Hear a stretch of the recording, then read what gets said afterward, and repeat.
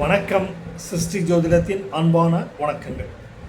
பராபவ ஆண்டில் குரு பெயர்ச்சி பலன்களாக குரு மிதுன ராசியிலிருந்து ஜூன் மாதம் கடகராசிக்கும், கடகராசியிலிருந்து நவம்பர் மாதம் சிம்ம ராசிக்கும், மீண்டும் ஜனவரி மாதம் சிம்ம ராசியிலிருந்து வக்ரகதியாக கடகராசிக்கும் சஞ்சாரம் செய்யவிருக்கிறார்.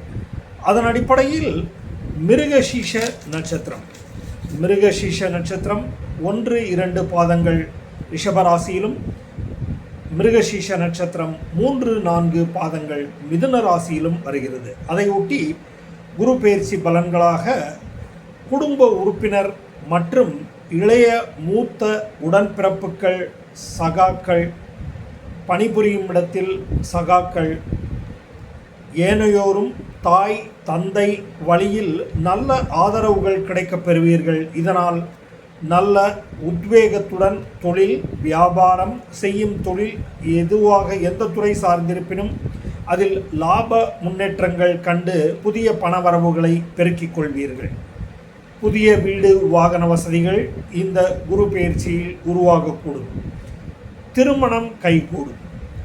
மனைவி, நண்பர்கள், வியாபார கூட்டாளிகள் வழியாக நல்ல புரிதலுடன் திடீர் அதிர்ஷ்ட பணவரவுகள் இது சார்ந்த வகையில் வரக்கூடும்.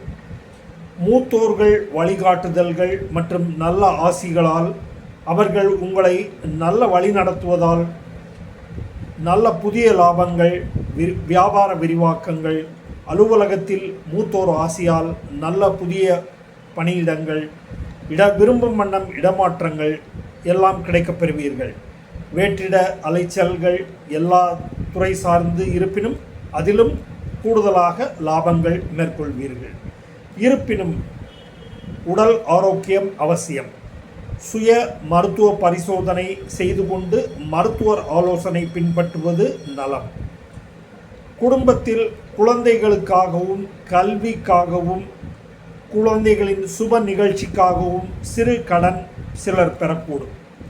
பூர்வீக சொத்து உருமாற்றம், அதாவது கொடுத்துவிட்டு புதிய சொத்துக்களில் முதலீடு செய்ய சிலர் கூடும். பங்காளிகள் உறவு முறைகளில் அந்நியர்களால் சில மனக்கசப்பான சங்கடங்கள் ஏற்பட்டு விலகும். குழந்தைகளாலும் சில குழப்பங்கள் வந்து போகும். இவற்றையெல்லாம் சரி செய்ய குரு பகவான் ஸ்தலங்களுக்கு சென்று வழிபடுவது சிறந்தது. ஒரு முறை திருச்செந்தூர் சென்று வழிபட்டு திரும்புவது நல்ல நன்மையை தரக்கூடும். அருகில் உள்ள நவகிரக சன்னதியில் இருக்கும் குருவுக்கு சிறப்பு பிரார்த்தனைகள், அபிஷேக ஆராதனைகள் செய்தும், பிராமணர்களுக்கு, குருமார்களுக்கு உதவுவதாலும் அநேக நன்மைகள் பிறக்கும். நன்றி, வணக்கம்.